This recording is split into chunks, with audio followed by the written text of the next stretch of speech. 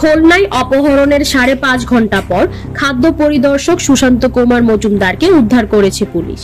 রোববার রাত 12:30টার দিকে খুলনার তেরখোদা উপজেলার আজকরা বিআরবি উচ্চ বিদ্যালয় থেকে হাত পা এবং চোখ বাঁধা অবস্থায় তাকে উদ্ধার করা হয়। তাকে খুলনা সদর থানায় রেখে প্রাথমিক চিকিৎসা দেওয়া হচ্ছে। সুশান্ত কুমার মজুমদার খাদ্য বিভাগের খাদ্য পরিদর্শক হিসেবে খুলনার 4 নং ঘাট ইনচার্জ হিসেবে কর্মরত আছেন। জানা যায়, এর আগে রোববার সন্ধ্যা 7টা থেকে নগরীর 4 নং ঘাট এলাকা থেকে তাকে তুলে নিয়ে যায় কয়েকজন ব্যক্তি।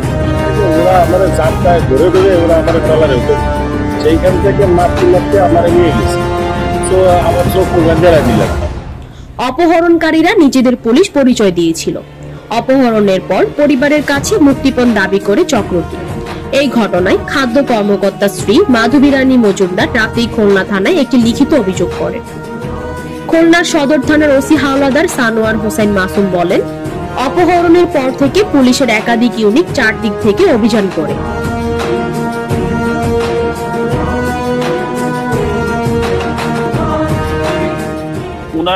ওনারা যেটা দাবি করছেন যে চাঁদাবাদের বিষয় আছে, আসলে জিজ্ঞাসাবাদ করে আমরা আর মূল যারা ছিলেন তারা আটক করতে পারলে আমরা তখন জানতে পারবো। ওনাদেরও পুলিশের অভিযানে আতঙ্কিত হয়ে অপহরণকারীরা তাকে তেরখোদা উপজেলার আজকরা গ্রামের বিআরবি উচ্চ বিদ্যালয়ের মাঠে হাত পা এবং চোখ বেঁধে ফেলে রেখে যায়। পরবর্তীতে সেখানকার পুলিশের সহায়তায় তিনি সুশান্ত কুমার মজুমদারকে উদ্ধার করে থানায় এনে তাকে প্রাথমিক চিকিৎসা দেওয়া হচ্ছে।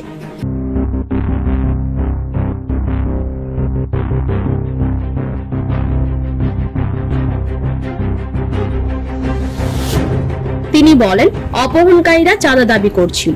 পরিবারের পক্ষ থেকে মোবাইল ব্যাংকিং এর মাধ্যমে কিছু টাকা দেওয়া হয়। পরে ওই মোবাইল ব্যাংকিং এর এজেন্টকেও জিজ্ঞাসাবাদের জন্য আটক করেছে পুলিশ। খুলনা জেলার তেরখোদা থানার ওসি মেহেদি হাসান বলেন, রাত 12:30টার দিকে তেরখোদা থানা পুলিশের সহায়তায় খুলনা থানা পুলিশ এই ব্যক্তিকে উদ্ধার করে। তবে কি কারণে তাকে অপহরণ করা হয়েছিল তিনি সঠিকভাবে বলতে পারেন।